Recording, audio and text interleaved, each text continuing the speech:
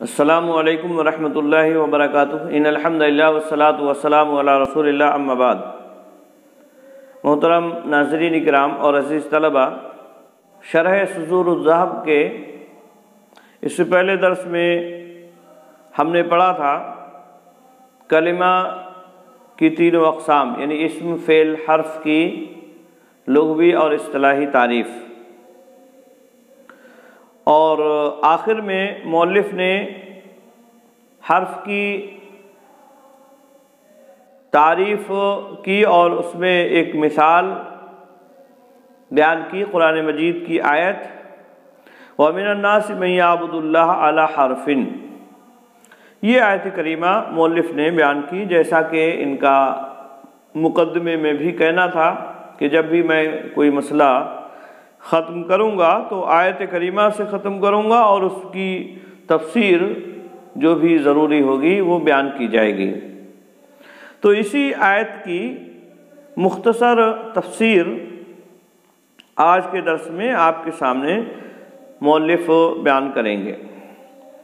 کہتے ہیں والواو عاطفتن، واو عاطفہ ہے، یعنی وہ من الناس میں واو عاطفہ ہے، ومن جارۃ، اور من جارہ ہے، معناہا التبعیض، اور اس کا معنی ہے تبعیض یعنی بعض۔ حروف جارہ مختلف معانی کے لیے آتے ہیں، من بھی انہی میں سے ہے اور یہ بھی کئی معنی کے لیے آتا ہے۔ ایک ابتدائے غائب کے لیے آتا ہے اور ایک تبعیض کے لیے آتا ہے۔ یہاں تبعیض اس کا معنی ہے، اور تبعیض کا معنی یہ ہے یعنی جو مجرور آ رہا ہے اس کے بعض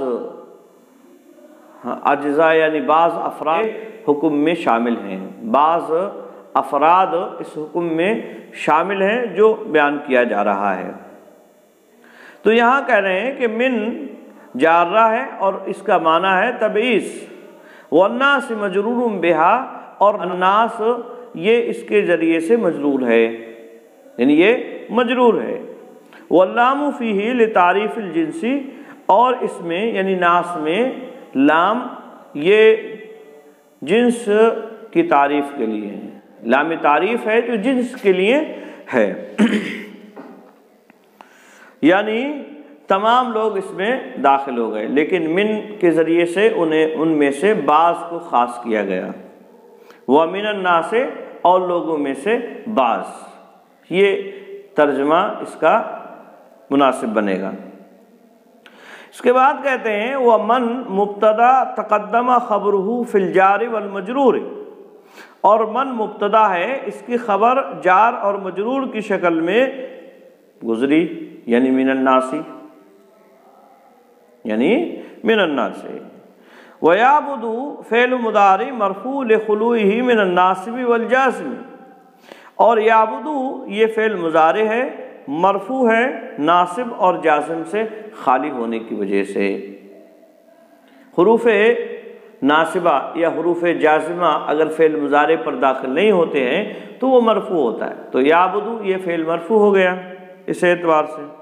والفاعل مستتر عائد علی من باعتبار لفظها، اور یعبدو میں ضمیر پوشیدہ ہے، فاعل کی ضمیر پوشیدہ، والفاعل، اور فاعل مستتر یعنی مستتر ہے، اور فاعل مستتر ہے کہ مطلب کیا، یعنی ضمیر فاعل کی مستتر ہے جو من کی جانب لوٹ رہی ہے، عائد علی من کی جانب لوٹ رہی ہے، بے اعتبار لفظها، اس کے لفظ کے اعتبار سے، یعنی معنی کے اعتبار سے، کیونکہ یہ ضمیر جو ہے یہ واحد کی ہے نا، ہوا کی ضمیر اس کے اندر فاعل بن رہی ہے، اور ہوا کی ضمیر یہ واحد کی ضمیر ہوتی ہے، اور چونکہ ضمیر لوٹ رہی ہے من کی جانب جس کا ذکر پہلے ہو گیا ہے، اور من یہ جمع کے لیے بظاہر لگ رہا ہے، تو اس کی وضاحت مؤلف کہہ رہے ہیں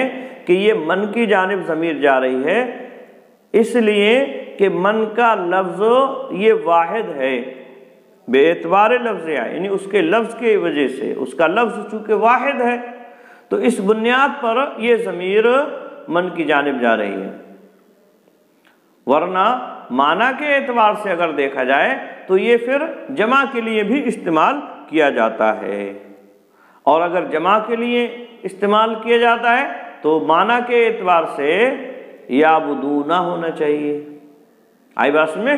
تو یہ اصل میں معاملہ ہے۔ تو اس اعتراض کا جو ہو سکتا تھا کہ من جمع کے لیے ہے اور جمع کے لیے جب ہے تو یعبدون ہونا چاہیے، یعبدون نہیں ہونا چاہیے، اس اعتراض کا ایک طرح سے جواب دیا مؤلف نے کہ یہ باعتبار لفظ ہے، یعنی چونکہ لفظ واحد ہے اور جمع نہیں ہے، اس اعتبار سے یہاں ضمیر ہوا کی یعبدو میں مانی گئی ہے۔ واللہ نصب بالفعل، اور اللہ یہ نصب ہے بالفعل، فعل سے، یعنی یعبدو سے یہ نصب ہے، منصوب ہے یہ۔ والجملۃ صلۃ لمن، اور جملہ یہ صلہ ہے من کا، یعنی من موصول ہے تو یہ جملہ جو ہے پھر یہ صلہ ہو جائے گا۔ ان قدرت من معرفتن بمعنی الذی، اگر من کو مان لیا جائے معرفہ الذی بمعنی الذی، الذی کے معنی میں، یعنی یہ صلہ اس صورت میں ہوگا جب من کو ہم معرفہ مانے الذی کے معنی میں، تو ایسی صورت میں یہ جملہ یہ صلہ بن جائے گا۔ آئی بات میں؟ اور ایک دوسری چیز اور بتلائی مؤلف نے، کہتے ہیں وہ صفتن، اور یہ جملہ صفت بھی ہو سکتا ہے، ان قدرت نکرتن بمعنی ناسن، کہ اگر اسے نکرہ مانے ناسن کے معنی میں، اور پھر یہ موصوف اور صفت مل کر کے مبتدا ہو جائیں گے، اور مبتدا مرفوع ہوتا ہے۔ کہتے ہیں وعلی الاولی، پہلی صورت میں، یعنی اگر اسے ہم صلہ مانتے ہیں فلا موضع لہا، تو اس کا کوئی محل نہیں ہے، یعنی اعراب کے اعتبار سے، اعراب کے اعتبار سے پھر ایسی صورت میں کوئی اس کا محل نہیں، یعنی اسے حالت رفع، حالت نصب یا حالت جر وغیرہ میں نہیں کہہ سکتے ہیں۔ کیوں؟ اس لیے کہ یہ ابھی ادھورا ہے، آدھا جملہ ہے، جملہ پورا مکمل نہیں ہے، اور حالت کوئی بھی اگر بنے گی تو وہ مکمل کی بنے گی۔ ایسا نہیں ہے کہ موصوف کو آپ حالت رفع میں کر دیں اور صفت کو حالت نصب میں کر دیں، یا موصول کو حالت رفع میں کر دیں اور صلہ کو حالت نصب میں کر دیں۔ آئی بات میں؟ تو یہ دونوں مل کر کسی حالت میں بنیں گے، صرف صلہ کسی حالت میں نہیں ہوگا۔ تو اسی لیے مؤلف نے فرمایا کہ پہلی صورت میں، یعنی اگر ہم اسے معرفہ مانتے ہیں الذی کے معنی میں، اور اس کو صلہ مانتے ہیں اس جملے کو، تو یہ جملہ کسی بھی حالت میں نہیں ہوگا، یعنی اسے نصب، منصوب یا مرفوع یا مجرور وغیرہ کسی حالت میں نہیں رکھا جا سکتا ہے۔ وَقَذَا كُلُّ جُمْلَةٍ وَقَعَتْ صِلَةً، اور یہی حال ہوگا ہر جملے کا جو صلہ واقع ہو، یعنی جو بھی جملہ صلہ واقع ہوگا اس کا یہی حکم ہے کہ وہ اعرابی کسی بھی حالت میں نہیں ہوگا۔ آئی بات میں؟ اور اس کی وجہ کیا ہے وہ ہم نے آپ کے سامنے رکھی۔ وعلی الثانی موضوعها رفع، اور دوسری صورت میں، یعنی اگر اسے ہم صفت مانتے ہیں اور من کو ناس کے معنی میں مانتے ہیں، تو ایسی صورت میں یہ اس کی جگہ جو ہے وہ رفع کی ہے، یعنی حالت رفع میں پھر ہوگا۔ حالت رفع میں کیوں ہوگا؟ اس لیے ہوگا کہ یہ موصوف ہے اور صفت ہے اور مل کر کے یہ مبتدا بن رہے ہیں، ناصب اور جار وغیرہ اس سے پہلے موجود نہیں ہے، تو حالت رفع میں ہوں گے، ظاہر سی بات ہے۔ وَقَذَا كُلُّ صِفَةٍ فَإِنَّهَا تَتْبَعُ مَوْصُوفَهَا، اور اسی طرح سے ہر صفت اپنے موصوف کے تابع ہوتی ہے، یعنی اس کے اعراب میں ساتھ ہوتی ہے، جو موصوف کا اعراب ہوتا ہے وہی صفت کا اعراب ہوتا ہے۔ اور یہاں ناصب میں سے یا اسی طرح سے جار میں سے کوئی ایسی چیز موجود نہیں ہے جو اس پر ظاہر ہو اور جب ناصب یا جار وغیرہ نہیں ہے تو ایسی صورت میں یہ مرفوع ہوگا۔ وَعَلَى حَرْفٍ، اور علی حرف جار و مجرور، یہ علی حرف جو ہے یہ جار مجرور ہے، یعنی علی حرف جار ہے، اور حرف جو ہے یہ مجرور ہے۔ فی موضع نصب، اور یہ حالت نصب میں ہے، علی الحال، حال ہونے کی وجہ سے۔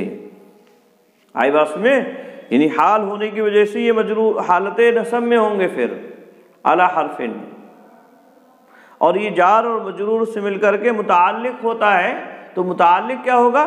اے متطرفا مستوفزا،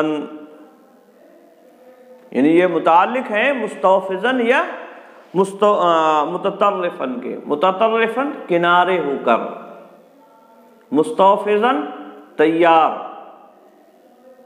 یعنی بالکل تیار ہو کر، کنارے ہو کر۔ آئی بات میں؟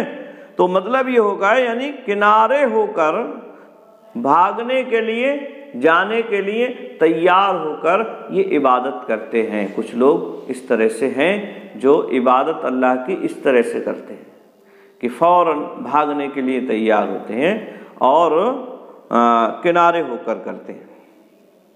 تو متطرفاً یا مستوفزاً یہ جو ہے یہ جار اور مجرور اس سے متعلق ہوں گے۔ فَإِن، اور اسی طرح سے فَإِن، فا اس میں عاطفہ ہے، وَإِن، اور ان حرف شرط، ان حرف شرط ہے۔ اصابہ فعل ماض فی موضع جزم، اصابہ یہ فعل ماضی ہے اور جزم کی جگہ میں ہے، لأنہ فعل شرط، کیونکہ یہ فعل شرط ہے، یہ فعل شرط ہے، اور فعل شرط کیا ہوتا ہے؟ مجزوم ہوتا ہے، لیکن چونکہ یہ فعل ماضی ہے اور فعل ماضی مبنی ہوتا ہے، اس لیے جزم بظاہر ظاہر نہیں ہوا ہے۔ آئی بات میں؟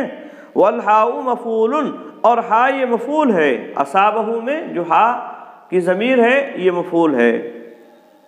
اصابہ، ان اصابہ، اگر اسے کوئی پہنچتی ہے، خیر بھلائی، خیر یہ فاعل، خیر فاعل، خیر جو ہے یہ فاعل ہے، یعنی اگر اسے کوئی بھلائی پہنچتی ہے۔ اطمأن، اطمأن فعل ماضی، والفاعل مستتر، اور فاعل اس میں پوشیدہ ہے، یعنی ہوا کی ضمیر اطمأن، اے ہوا اطمأن، یعنی وہ مطمئن ہو جاتا ہے۔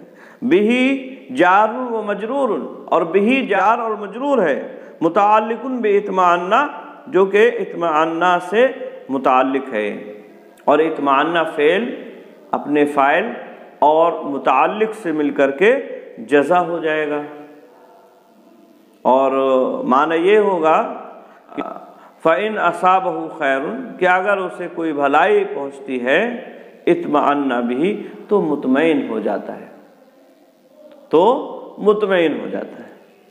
آئی بات میں؟ تو یہ حرف شرط اور فعل شرط ہے، اور پھر اس کی جزا آئی اطمئن بھی، یعنی مطمئن ہو جاتا ہے پھر، یعنی جب اسے بھلائی پہنچ جاتی ہے اور صحت و تندرستی اسے لاحق ہوتی ہے تو مطمئن ہوتا ہے، پھر دین میں اس کا دل بھی لگتا ہے۔ آئی بس میں؟ تو یہ اصل میں معاملہ ہوا۔ مؤلف کہتے ہیں وَقِسْ عَلَى هَذَا بَقِيَّةُ الْآيَةِ، اور اسی پر قیاس کر لیجئے باقی آیت کو، یعنی جو آیت باقی بچی ہے اس کو بھی اسی پر قیاس کر لیجئے، اور وہ ہے وَإِنْ أَصَابَتْهُ فِتْنَةٌ، واو یہاں عاطفہ ہو جائے گا، ان حرف شرط ہو جائے گا، اصابت فعل ماضی ہے اور فعل شرط ہے اور حالت جزم میں ہے، اور ہو کی ضمیر یہ مفعول ہوگی، اور فتنتن یہ فاعل ہو جائے گا۔ وَإِنْ أَصَابَتْهُ فِتْنَةٌ، یعنی اور اگر اسے کوئی فتنہ آزمائش پہنچتی ہے، انقلب علی وجہہ عنہ، انقلب فعل ہے اور یہ علی وجہہ جار اور مجرور ہیں، متعلق ہو جائیں گے انقلبہ کے، اور عنہ یہ بھی جار اور مجرور ہیں، یہ بھی متعلق ہو جائیں گے انقلبہ سے۔ ان اصابہ خیر اطمأن بہ تک اپنی بات رکھی، اور اس کے بعد کہا کہ اسی پر باقی آیت کو بھی قیاس کر سکتے ہیں۔ اس کے بعد آیت کریمہ میں آگے کہا گیا خسر الدنیا والآخرۃ، تو اس ٹکڑے کے تعلق سے مؤلف کہتے ہیں وفیہا قراءۃ غریبہ، اور اس میں ایک شاذ قراءت ہے، غریب اجنبی شاذ کو کہتے ہیں، اور اس میں ایک غریب قراءت ہے، یعنی اجنبی اور شاذ قراءت ہے جو جمہور سے ہٹ کر ہے، وہی اور وہ ہے خسر الدنیا والآخرتی، خسر الدنیا والآخرتی بے خفض الآخرتی، آخرتی کے آخرہ کے کسرہ کے ساتھ۔ اب یہاں سوال یہ ہوگا پیدا کہ خسرت دنیا والآخرتی میں، یہ آخرتی میں جو کسرہ آ رہا ہے یہ کس وجہ سے آ رہا ہے؟ ٹھیک ہے، جبکہ خسرہ بظاہر فعل ماضی لگ رہا ہے، تو اس کی کیا توجیہ اور کیا اس کی وضاحت ہوگی؟ مؤلف کہتے ہیں وہ توجیہھا، اور اس کی توجیہ ہے ان خسرہ لیس فعلا مبنیا علی الفتح، کہ یہ فعل مبنی علی الفتح نہیں ہے، یعنی فعل ماضی نہیں ہے، یہ بظاہر ایسا ہی لگ رہا ہے کہ یہ فعل ماضی ہے خسرہ باب سمیہ سے، بظاہر ایسا ہی لگ رہا ہے، لیکن مؤلف کہتے ہیں لیس فعلا مبنیا علی الفتح، یہ فعل مبنی علی الفتح نہیں ہے، یعنی فعل ماضی نہیں ہے، بل ہوا وصف معرب، بلکہ یہ وصف معرب ہے، بمنزلۃ فہم و فتن، فتن اور فہم کی طرح سے، فتن فہم مطلب سمجھدار، یا اسی طرح سے فتن مطلب سمجھدار، دونوں کا لگ بھگ ایک ہی معنی ہے۔ تو اسی طرح سے خسرن ہے اصل میں، یہ اصل میں کیا ہے؟ خسرن، جیسے فہمن ہے اور فتنن ہے، ایسے ہی یہ بھی ہے خسرن، وہو منصوب علی الحال، اور یہاں حال ہونے کی وجہ سے منصوب ہے، یعنی اس حال میں کہ وہ نقصان اٹھانے والا ہے دنیا اور آخرت کا، یہ اصل میں معنی ہے خسرت دنیا والآخرہ کا، تو حال ہونے کی وجہ سے یہ منصوب ہے، خسرہ را پر فتحہ جو آ رہا ہے وہ حال ہونے کی وجہ سے آیا ہے، آئی بس میں۔ اب یہاں کہتے ہیں وَنَظِيرُهُ قِرَاءَةُ الْأَعْرَجِ، اور اس کی نظیر آرج کی قرات ہے، ایک اور قاری ہیں آرج، تو وہ کس طرح سے پڑھتے ہیں اس آیت کریمہ کو، اس کو دلیل میں پیش کر رہے ہیں مؤلف، کہتے ہیں وَنَظِيرُهُ قِرَاءَةُ الْأَعْرَجِ، اور اس کی نظیر آرج کی قرات ہے، خاسر الدنیا والآخرتی، خاسرہ یعنی اس میں فاعل کے ساتھ، دنیا اور آخرت کی، دنیا اور آخرت میں نقصان اٹھانے والا ہو کر، یہاں جو ہے خاسرہ اس میں فاعل ہے اور حالت نصب میں ہے، حال ہونے کی وجہ سے، ٹھیک ہے۔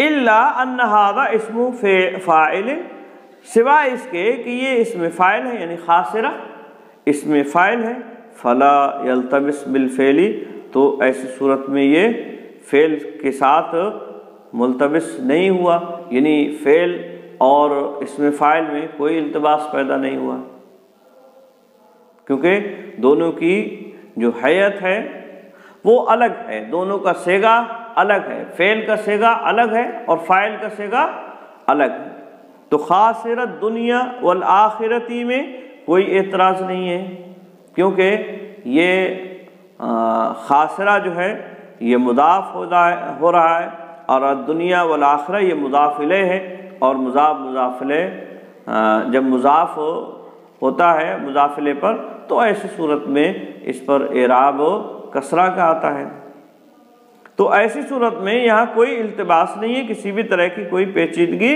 نہیں۔ وَذَلِكَ صِفَةٌ مُشَبَّهٌ عَلَى وَزْنِ الْفِعْلِ، اور وہ صفت مشبہ ہے، یعنی خسرت دنیا والآخرتی، یہ صفت مشبہ ہے اور فعل کے وزن پر ہے، فیلتبس بھی تو فعل کے ساتھ التباس پیدا ہو گیا ہے۔ آئی بات میں؟ تو یہاں جو ہے اصل میں معاملہ یہ ہے کہ یہ خسرت دنیا والآخرتی، یہ اس میں صفت مشبہ ہے، یہ صفت مشبہ ہے اور حالت رفع میں ہے حال ہونے کی وجہ سے، تو اس وجہ سے یہاں جو ہے التباس پیدا ہو رہا ہے کہ یہ فعل ماضی ہے، بظاہر ایسا لگ رہا ہے لیکن حالانکہ یہ فعل ماضی نہیں ہے۔ آئی بات میں؟ تو امید ہے بات سمجھ میں آ گئی ہوگی۔ آج کے لیے بس اتنا ہی۔ السلام علیکم ورحمۃ اللہ وبرکاتہ۔